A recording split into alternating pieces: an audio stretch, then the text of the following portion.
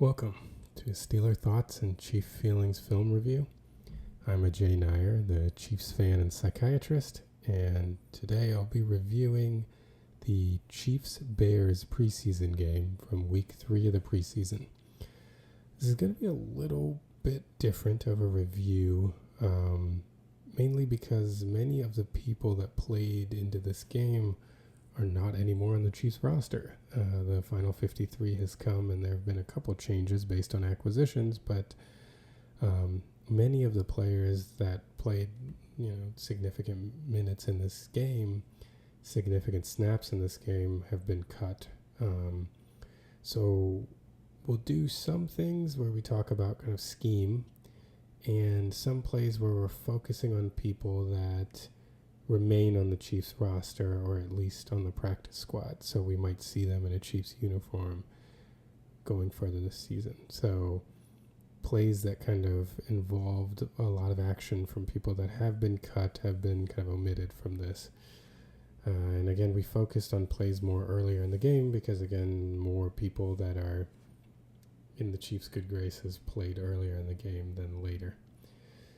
Okay, so we're starting here with a play. The Bears have gotten into the red zone. They're just outside the 15-yard line, and they're in shotgun.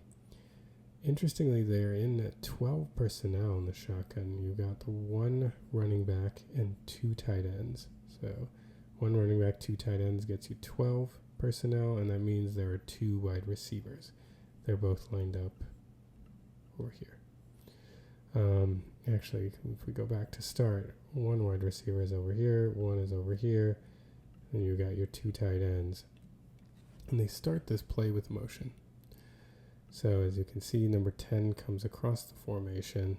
And if you look at what the Chiefs are doing here, they kind of look like they've got two safeties deep. And if you watch number 10 go in motion, nobody follows him. We had Kelvin Joseph, who's no longer a Chief. He looked like he was kind of manned up on him, but he's content to let him go to the other side, and Cam Jones kind of shifts over. So if you're looking at this from the perspective of a quarterback, it's a little confusing because, well, this looks like too high, and then you're trying to figure out the way they're lined up. Kind of seems like they could be manned here, possibly. So either it kind of looks to the quarterback either like they're in a zone because Joseph didn't run with 10, or they're manned up and your shift has allowed a wide receiver to be on a linebacker. But it's not cover 2. It's not cover 2 man or cover 2 zone. It is cover 0 because Steve Spags is crazy. So here in a preseason game, what he actually does is he sets up in what looks like a cover 2 look. He's got his two safeties back, and he's even going to have Jaden Hicks, who's this safety right here, kind of rotate back right here. So it's like, is this cover 1? Like maybe Connor is coming to play robber and Hicks is playing back. So I'm not going to tell you, is it cover 1? Is it cover 2? What's going on? But then what happens at the snap? It's cover 0. Look, it's like a jailbreak blitz. Basically what he's actually doing is 1, 2, 3, 4, 5, 6, 7 are all coming. So if you go back to how it looked to start, this looks like a fairly standard formation. They kind of rotate with the motion, but it's actually only 1, 2, 3, 4 are going to be in coverage. There's going to be no deep safety. They're all going to be manned up. Everybody else is coming. So let's see the blitz. And everything lined up. Here's a quarterback, look, they look kind of manned up, but in the back of your head, you're remembering that no one ran with him. So is it zone? They're like rotating 1 or cover 2. Then the snap, boom, here comes everybody. And so when you're going to have a cover zero blitz, somebody's going to get home, right? And so this is initially kind of an error on the quarterback's part. So if you see what the corners are trying to do, right? The corners are pressing, which is not an uncommon tactic when you're blitzing, because you know that the quarterback wants to make a hot throw. So if you kind of jam up your guy at the line of scrimmage, like Kelvin Joseph and Jalen Watson are doing, it prevents a quick throw to those people. It makes the quarterback hold the ball. But they have their tight end and the slot wide receiver coming out into the flat, and they're being manned up by a safety who's got a long way to go. Flat being manned up by safety. I mean, Bagent's got to make this throw now. It's cover zero. Like, you have a guy out in the flat. He seems to be looking at this guy and waiting for him to come off. But if at this to me looks like he probably took a beat too long to realize what was happening. Because he seems to have really just locked on his first wide receiver right here, and he's waiting to see if he can get open before progressing somewhere else. But you don't have that kind of time. It's cover zero. They're sending more people than you have to block. What really should happen is, if you ID the fact that there's no deep safety and it's cover zero, throw it out to the flat right here. There's one guy between him and the end zone. And you can also do the same thing over here. This throw is a little more convoluted because you've got the blitzing linebacker in your passing lane. But make that throw. Instead, he eats it for the sack. So this is, I think, more of a feature of a quarterback that's just not quite ready for Spags' shenanigans, maybe because it's a preseason game. But he's got options right here. He's got throws to the flat. This throw looks quite clear. You just get that ball out and take a gain. However, not able to do it. Blitz gets home. Now let's look at it from this angle just to see how the blitz was drawn up.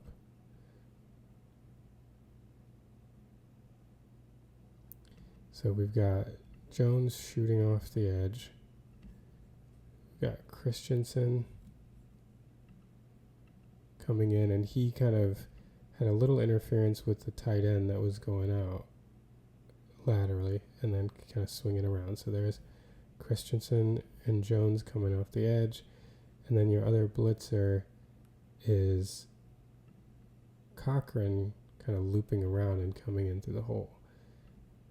And Derek Noddy ends up like, I don't know, it looks to me like Noddy is trying to engage this guard into the center and like bring it over to create that hole for Cochrane to come through. So really Cochrane coming free appears, watching this, to kind of be a result of the work of Noddy and FAU. Unclear if like maybe Cochrane was supposed to come through this hole, but I don't know if FAU's part of this, what Noddy's doing or not, but clearly the line they kind of move over, which allows Cochrane to loop around in more of a delayed, Cochrane and Christensen, these are kind of really delayed coming in. And it doesn't help the Bears' cause that Matt Dickerson here just absolutely wrecks the center. So watch him here come up and just bowl the center back and push him down, which helps collapse the pocket. Cochrane and Christensen are getting there anyway, as Cam Jones has taken the running back. But in any case, like, if you're going to have 1, 2, 3 blitzers, somebody's going to get home. You can't block anybody. And then especially if the center can't handle one of your linemen, just too many guys are coming in. You can't handle them, and they go for the sack. As we said, though, Bagent did have time and did have an outlet. Should have been a completed pass. Also to note, the sack didn't end up counting because there was a penalty called on Kelvin Joseph right here. If we watch him, we talked about him getting trying to jam the receiver at the line. Well, he carried that jam way too far down the field, and you're going to get a holding penalty. I can already hear some of you saying, this level of contact you see sometimes go uncalled, and that is true. there are times when, the receiver and corner are running like this down the field, and I'm not sure if we can see it on the end zone view, whether he's like has an arm more clearly wrapped around that the ref can see, or whether it was just this little, I don't know if you can see the receiver kind of flail his arm right there, if that selling it is what led to the flag being thrown. Let's see from this angle if we're able to see there over here. It did look like he had his arm wrapped around his shoulder pad. And it is the case that sometimes this level of contact goes uncalled. And so I can understand a little bit of a gripe there, but also like by the book, it's a hold. And so it's hard to complain if you do something that's by the book a hold and you get called for it, even if it's not always called. Any case, interesting blitz from Spags in the preseason. This play, not so fun from a Chiefs perspective. We got the Bears here in a goal-to-go situation. They actually are in 21 personnel, so that means 2 running backs, 1 tight end. So 21 personnel means that you have 2 wide receivers, and they're lined up in the I formation with the strength to the left side of the formation because the tight end is over there. So that's the strong side, the left side over there. And they run kind of what looks like a toss out of the I formation. You see they get the Chiefs all flowing this way, but it's not a toss, it's a bootleg. And Tyson Bagent comes out of it. Look at all the Chiefs second level defenders are out of position. And Bagent is able to come around and run it in. And the person I want to highlight, unfortunately, is one of our defensive ends, Malik Herring, because when there is a run to the opposite side, your one job is to contain, because it's unlikely that you are going to get all the way over there and make a tackle. And you can see here Herring does kind of hold up and slow up, but it's not enough contain if you're not able to stop the quarterback on a run. So really, like, Malik Herring has to maintain enough width here that if this were to happen, that's why you make contain. Just if the quarterback were to hold it on a bootleg, there would be someone there to at least delay the play enough so that there would be reinforcements that could come. If he's able to even get Bagent to stop, suddenly guys are actually like not terribly covered here. The Chiefs have kind of recovered. If they get him to hold the ball, like suddenly the defense can do something, but Herring does not maintain contain, and Bagent goes in for the touchdown. You can really see it from this angle. You can see both aspects of this play. First, the fake toss. Look at everybody's going this way. Everybody's biting on the fake. You see Herring is, he's stabilizing, but if we kind of watch him from the beginning, he flows a little bit to the right, which isn't terrible, but you have to know, he's already kind of out leveraged, and he's not as fast as Bagent. So he's not able to take an angle, and Bagent does a good job too of kind of doing a little pump fake there to get him to slow up a little bit and put a hand up.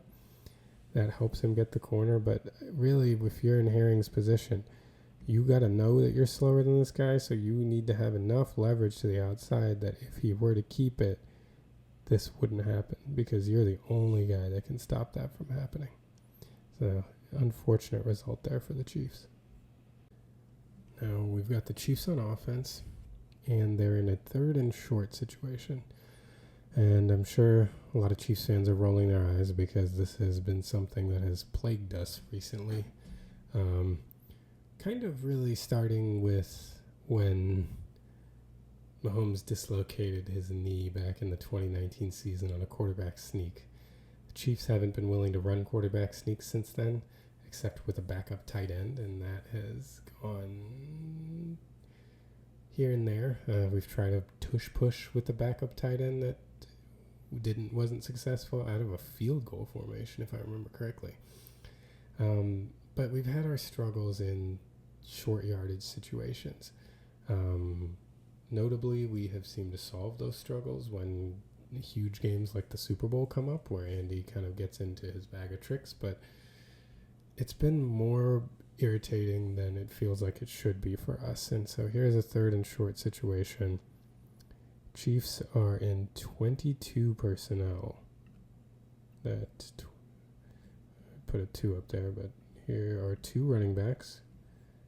That's your first 2, and 2 tight ends. That's your second 2, which means there's only 1 wide receiver to round out the total to 5 eligible receivers. So they're 22 personnel. This is a big formation.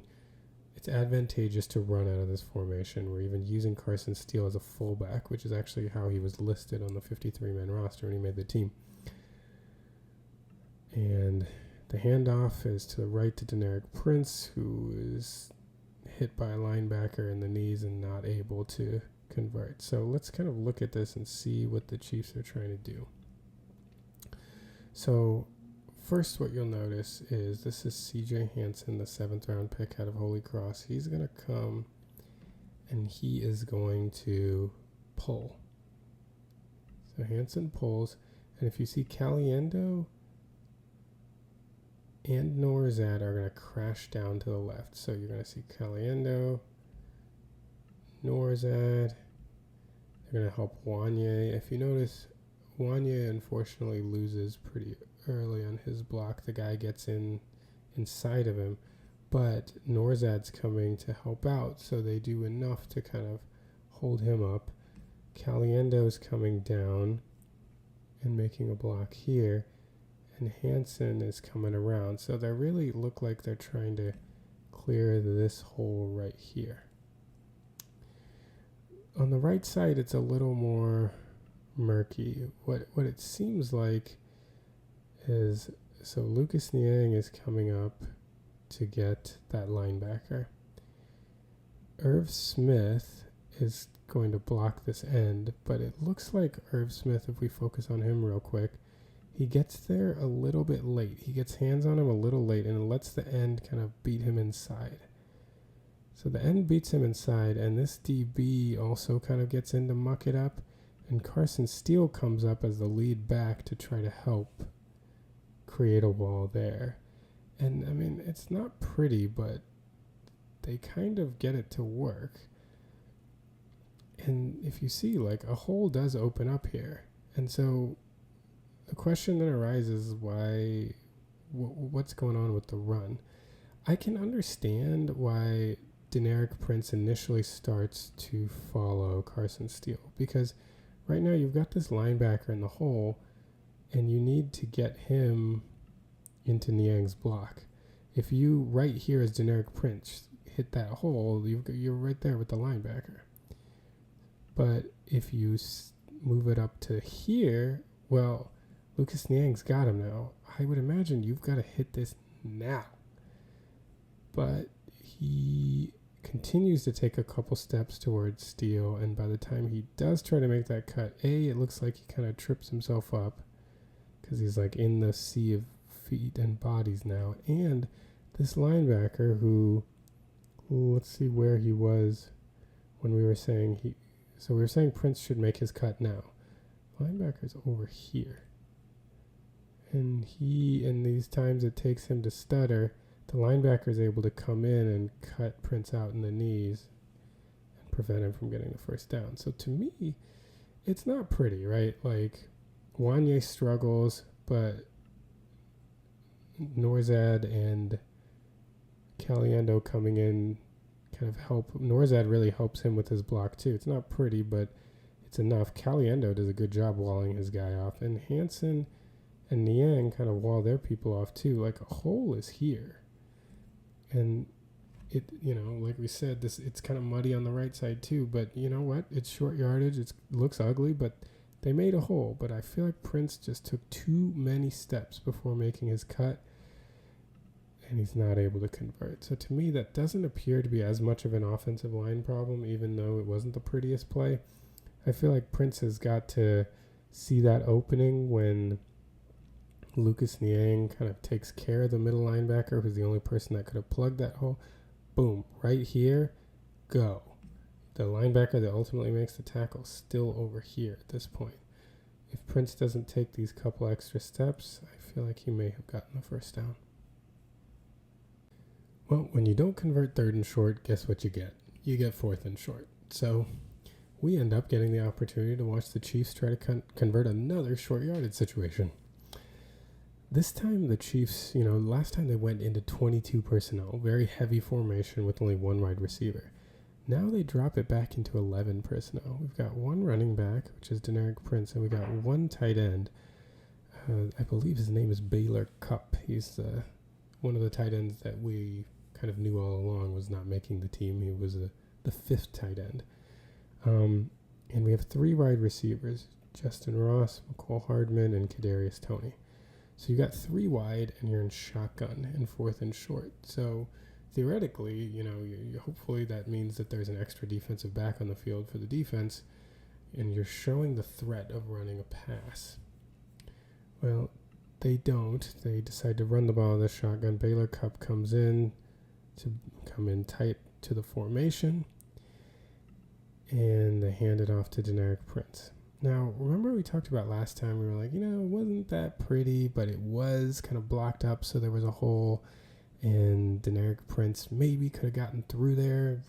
I feel like he should have. I'm not an expert, but really looked like he should have. Well, this play is not that play.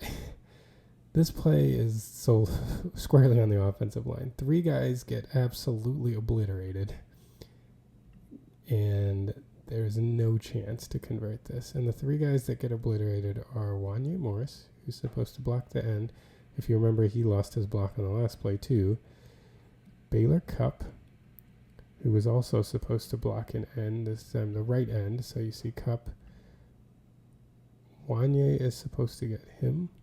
Baylor Cupp is supposed to get him. And Kadarius Toney, who is supposed to get whichever of these 2 is coming in. It ends up being the inside corner. So as you see, Toney is supposed to come in and get them. All 3 of them let's look at Wanya first. Loses that almost immediately. His man is right there in the backfield, so Prince has no option of going left. Then if we look at Baylor Cupp, he loses to the inside. Right there, forcing Prince to bounce it outside, where Kadarius Toney has lost, and his man ends up making the tackle. So, literally a complete blocking failure that leads to this play, and we can see it even better here. So here are the guys we're looking at. This is Wanya against his end. Baylor Cupp has not yet come into our screen.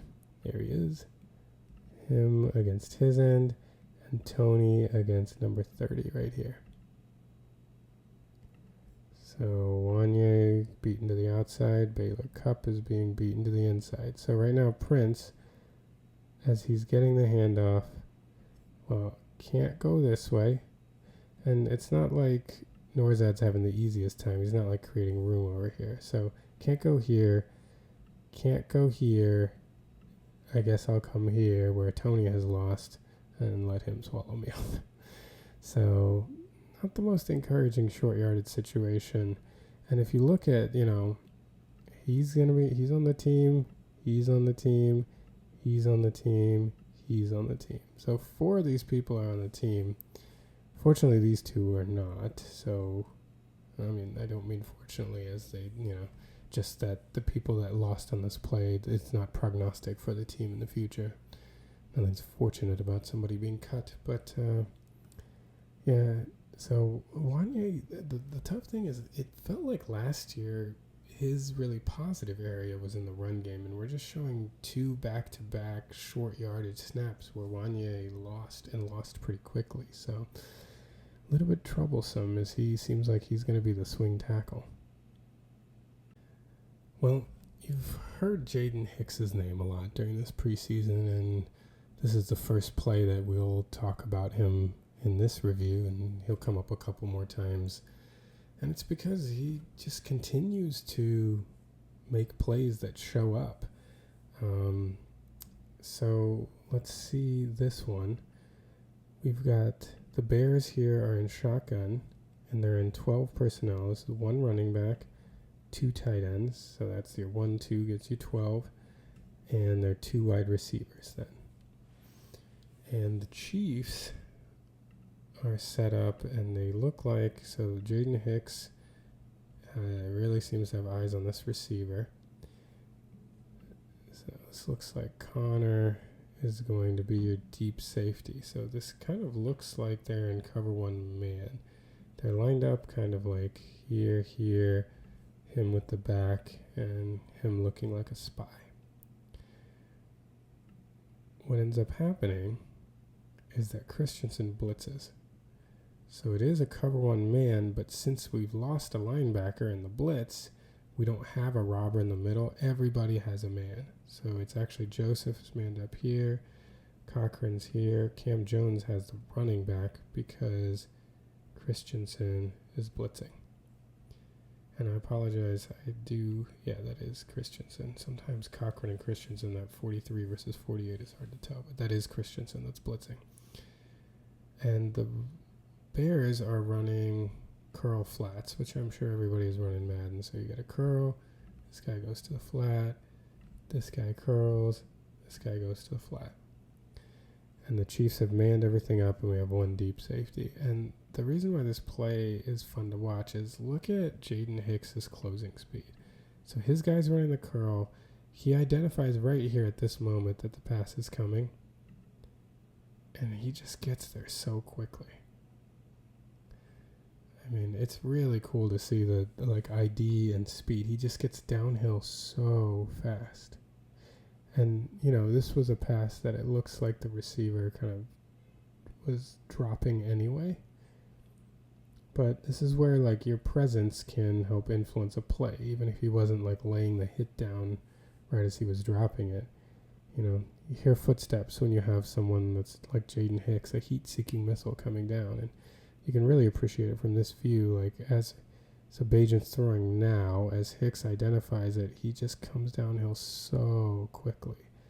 And it looks like if he plays that kind of downhill box safety where he can just come up and make plays, he's going to continue flashing probably into the season. Here we've got the Chiefs on defense, and the Bears have the ball just inside their own 46-yard line. Bears are here in 11 personnel, 1 running back, 1 tight end, 1-1-11. That means you got 3 wide receivers, 1, 2, 3. And the Chiefs look like they're in their nickel. They've got 5 defensive backs, 1, 2, 3, 4, 5, to combat the 11 personnel. It looks like that's Jack Cochrane in the middle linebacker and Cole Christensen are the 2 linebackers. So the Bears here are going to run a delayed handoff. Whoa. Did not mean to jump ahead like that. The Bears are going to run a delayed handoff, and the Chiefs are playing a cover 2 zone. So their 2 safeties are back, and we've got these guys having zone responsibility in the case of a pass, which is what you generally anticipate when you've got 11 personnel in the field. Looks like that's Chris Nolan Wallace playing in the nickel. He ended up making the roster. So here's the delayed handoff, and it's possible that actually looks like now that Christensen might have been blitzing at the snap. So they're running like a cover 2 zone with a blitz. And I think that the guy to key in on this one is Cochrane. If you look at how quickly he identifies the play and how quickly he gets downfield, and they've sent this tight end that's supposed to get him, and Cochrane slips that block so easily and just fires in to make the tackle. It's an encouraging play for a guy who's going to be a backup linebacker for the Chiefs this year. So you can see it really well. So 47's job is to take care of Cochrane. So Cochrane simultaneously IDs the delayed handoff, sees where it's going, and is able to slip the block of 47.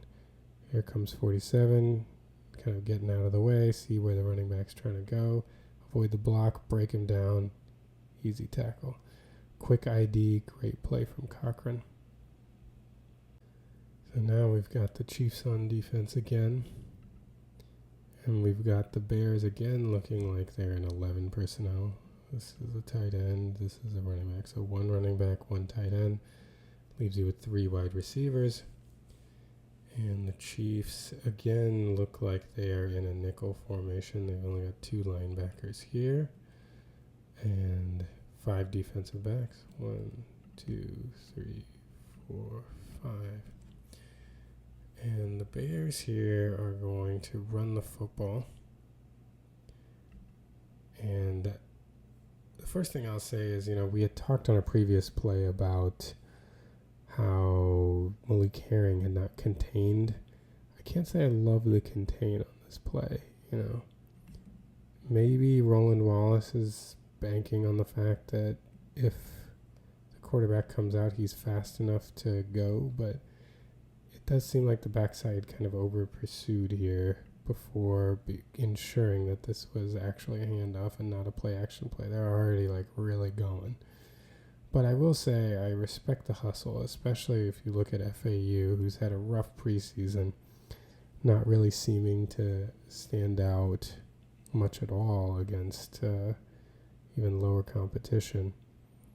But I respect his hustle if you look him coming all the way down the line and getting involved in the tackle. But the guy who really, let's, give props to FAU's hustle. And then the other thing to notice is Malik Herring on this side setting the edge. Look at him come in and just prevent, what you really want on these kind of stretch runs is you need somebody that's willing to prevent this run from getting to the outside too quickly, so that your defense can flow and come in and make the tackle. And that's Malik Herring here. He sets the edge. This run's not going past him. He forces the running back to cut it up into where the defenders are flowing in. So he does an excellent job on this play. And then the flash on this play is from Cam Jones. So let's kind of follow him as he just fires through here and manages to get in completely untouched and make the tackle with FAU. Great play by Cam Jones. Downhill, avoids blockers, comes in and makes the stop. It's even better to watch from this view. You can see Cam Jones right here. Look at as he goes, IDing things. Here we can see Malik Herring using his long arm to gain leverage and maintain the edge. And look at Jones, just beeline right to the running back and make the play. That is great run defense. And this is another backup linebacker on the Chiefs squad. Good to see him making plays like that in the preseason. Here we've got the Bears in Chiefs territory just outside the Chiefs 30-yard line. And the Bears here look to be in 11 personnel. I don't know their personnel very well, but this guy just looks to me like a tight end because he's big. It's possible that this is 10 personnel, 1 running back, and no tight end, but I believe he is a tight end, and so that would make it 11 personnel. The Chiefs are lined up in another cover 2 kind of look. Then you notice when 26 went in motion, nobody ran with him, so that kind of gives the suspicion of a cover 2 zone look. So, the standard cover 2 zone looks like he's playing kind of up coverage, but he might be playing off. So that would be interesting to see. And then usually you have your linebackers just kind of take these intermediate zones, and your safeties will come back out.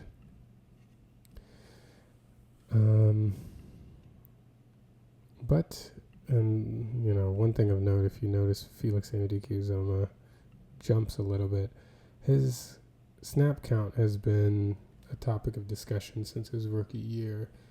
He was very consistently slow on the snap count as a rookie. During the preseason, he has been a lot better about it. He has had some snaps. Even in this game, he had some snaps where he was slow off the jump. So it's not surprising for a guy that's trying to figure out the snap count that he jumps a little bit here. He's still trying to get it together. But what the Chiefs end up doing is they run a zone blitz. So they actually try to send both linebackers up through the A gaps, and they drop Malik Herring to play zone. And we talked about how, the zone blitzes are fun and crazy when they get home, but if they don't produce a free rusher, you kind of get into a tough spot. And this tough spot in this case is Malik Herring with zone responsibility that involves a wide receiver. If you notice, the blitz in the A gaps picked up quite well by the Bears. The running back comes in to help out. So one blitzer is taken by the center. The other is taken by the running back. So look, this guy will end up being taken by the center. This guy will end up be taken by the running back. Rippon's got time. He's got a receiver on a defensive end. Easy pickings. So, the zone blitz giveth and the zone blitz taketh away. A rare tough moment for Jaden Hicks as misses a tackle here. And, the one kind of critique people had about Jaden Hicks was like lateral agility coming into the draft process. And maybe that's one reason why he fell to the 4th round. It seems like he fell a lot farther than he should have. But he does miss a tackle. It's one of the rare bad moments in the preseason for him. But Chris Roland Wallace is able to make the tackle. And we'll be able to see this zone blitz a little better. So Cole Christensen and Cam Jones are coming on the blitz. Cam Jones is going to get taken by the center. And the running back is going to come in and take Cole Christensen. So if we watch, they both are trying to crowd the A gap. There was Felix with his little jump. You can see over here. Right there. But now we're going to focus back on this and this, with the running back coming up and taking him. And you can see Malik Herring is going to drop out into coverage. There, blitz is picked up. Quarterback is secure. He's able to find the dropping defensive end. Easy, and then, oh no, Jaden Hicks with... Everybody has a poor moment here or there, and that was Jaden Hicks's for this preseason. We've got the Bears here in 11 personnel backed up just outside their own 10-yard line. Got one running back here, tight end. So one running back, 2 tight ends gives you 12 personnel, and then we've got 2 wide receivers, one here, one here. Okay, so what are the Chiefs doing? Well, the Chiefs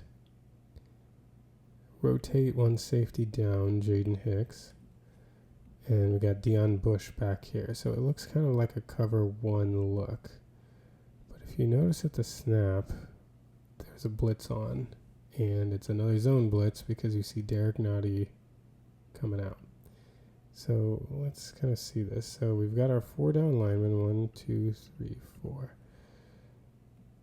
We've got a blitz on from the outside, and to be honest with you, I'm not 100% sure what Curtis Jacobs, the linebacker over here, is doing.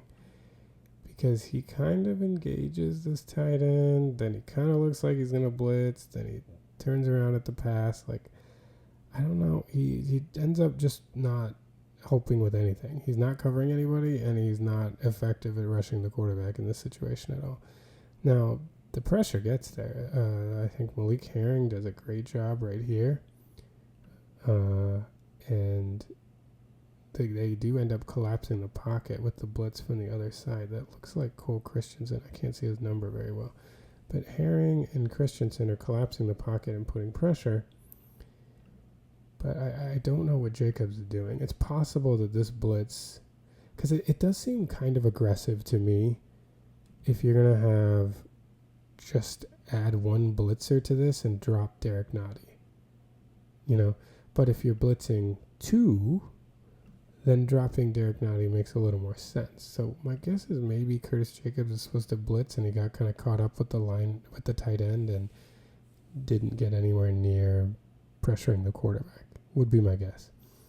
Also, it's unfortunate, when you run a zone blitz, they've got 3 guys bunched over here and kind of running routes all to this area of the field.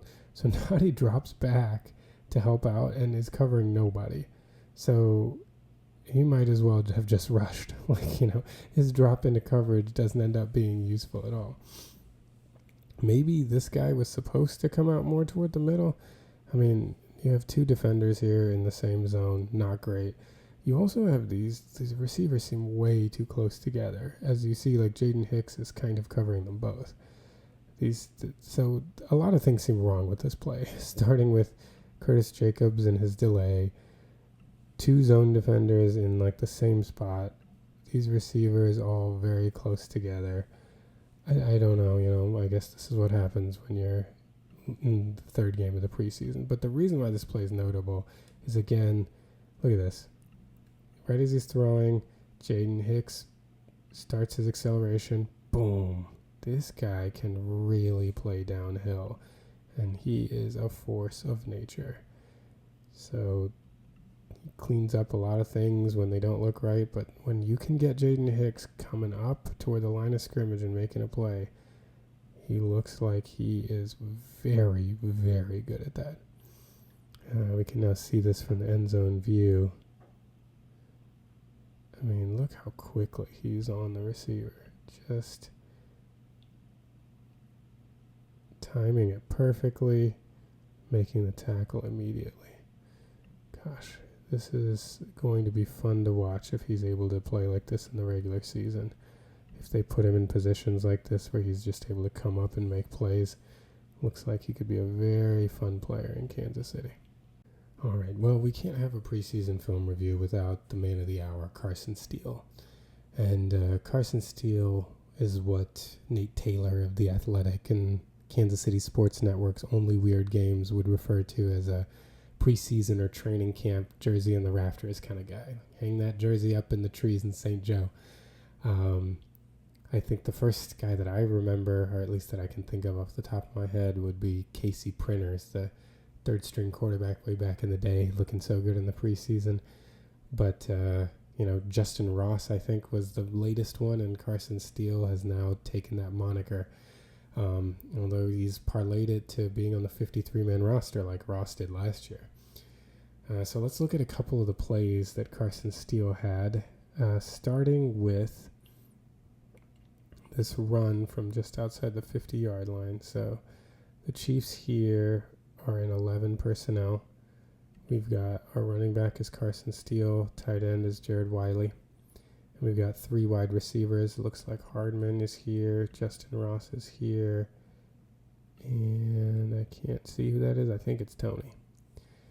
And so what the Chiefs are going to do, you can see that there's an edge way out wide here. Well, they're going to block down. So they will be blocking down, and they're going to have Hansen come out and pull and block the edge. So let's see how that looks. Here you see Hansen pulling. You see Driscoll, who also made the team, as a tackle. That was a good move for the undrafted free agent. So Wiley is coming up to block him. Hansen is coming around, and the rest of the line is blocking down. So as we see it come further, there Godric gets his edge. Driscoll is moving his man. Norzad does a great job getting up here. So let's see. Norzad actually kind of slips. So Norzad's playing right guard here. So Caliendo takes this D tackle. Driscoll is going to take this D tackle. Norzad is actually going to climb and take this linebacker. And Wiley is responsible for this linebacker. And I must say, it is bracing, especially after seeing the first preseason game. If we look here, Godric's got his guy taken care of. Here comes Hansen. Norzad has made it through and is going to block. Driscoll's moved his guy all the way over, and he and Caliendo are kind of handling their guys together. Wiley with not the prettiest block in the world, but you know what? It does the job, and that's all that matters. And there comes Carson Steele through. But I think seeing this and this is very, very bracing, because Hansen and Norzad had some rough blocks in week 1 of the preseason, and this is very good. So maybe it was just kind of early NFL kind of speed was a little too much for them, and they're settling in. Also, early in the preseason, they were kind of playing against 2s, and this might be 3s at this point of the game. I'm not sure, so that might be part of it. Wiley kind of barely gets the job done. Driscoll with a nice block.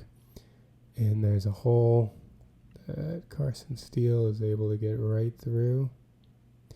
But that's not all the fun with Carson Steele. It's when people start trying to tackle him. And he just keeps on going. So let's see. He's first contacted somewhere around, let's give him the 42-yard line.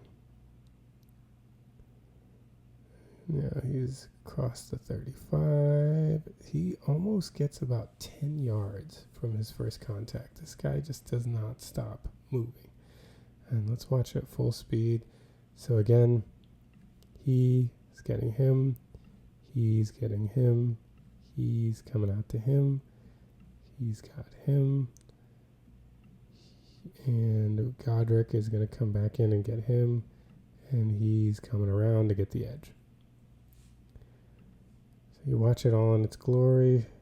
Everybody blocked up. There's a hole for Carson. And boy, is he going to take it.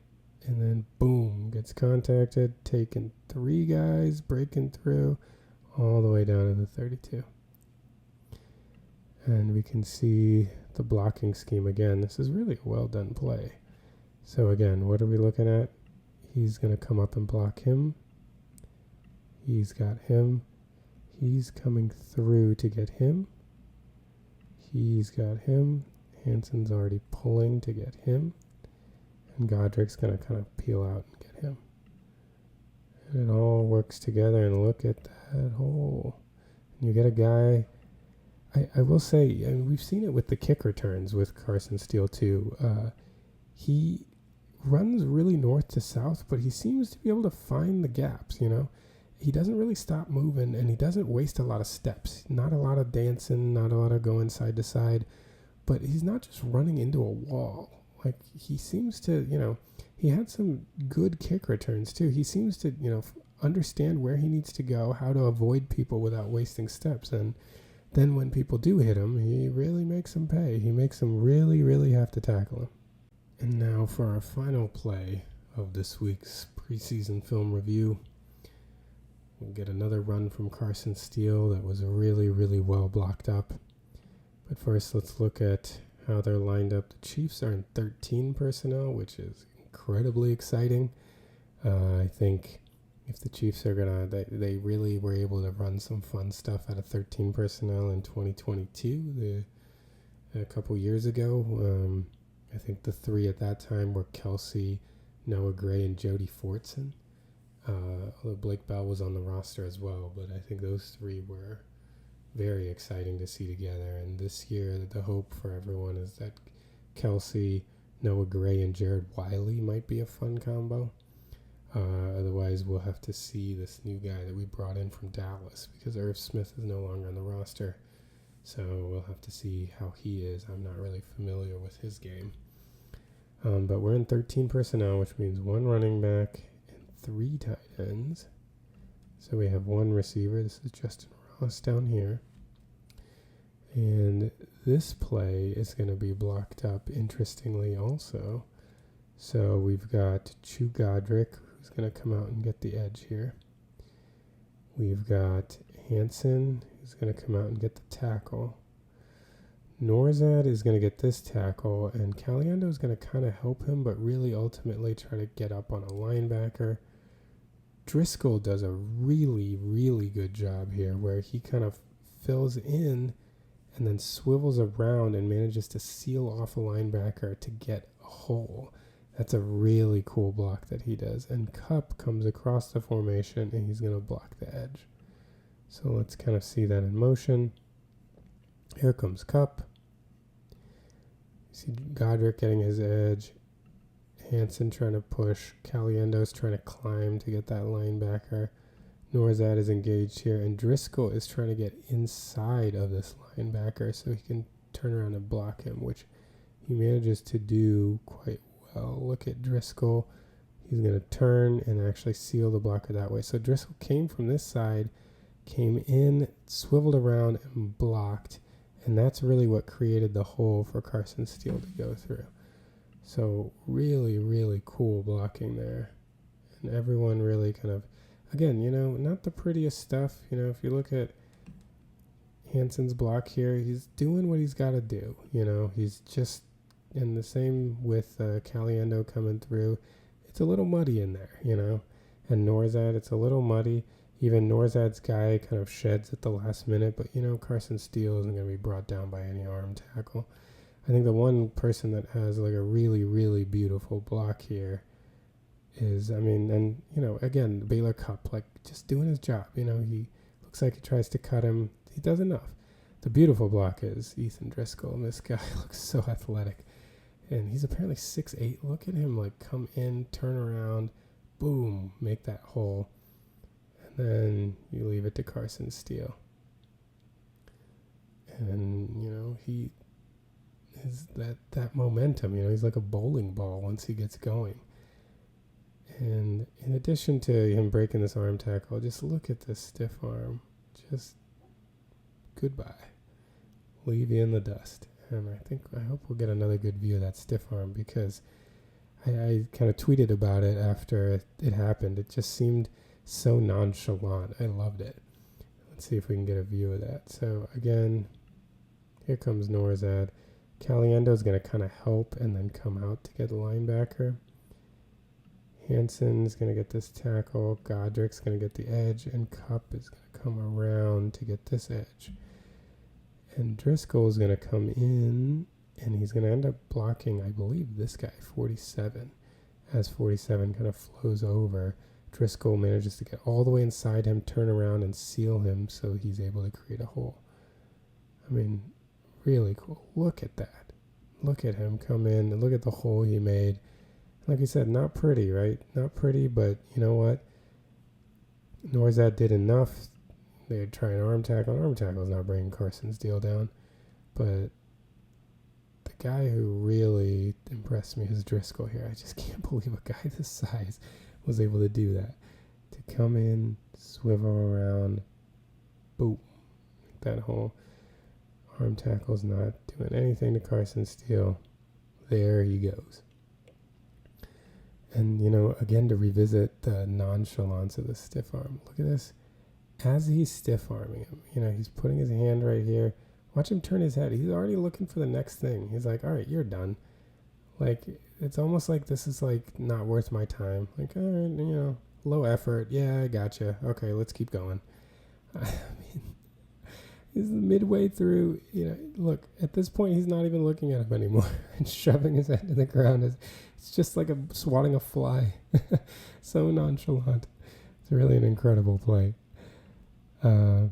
Well, that will do it for the preseason. We've done our Steelers and Chiefs preseason preview, or film reviews, I should say.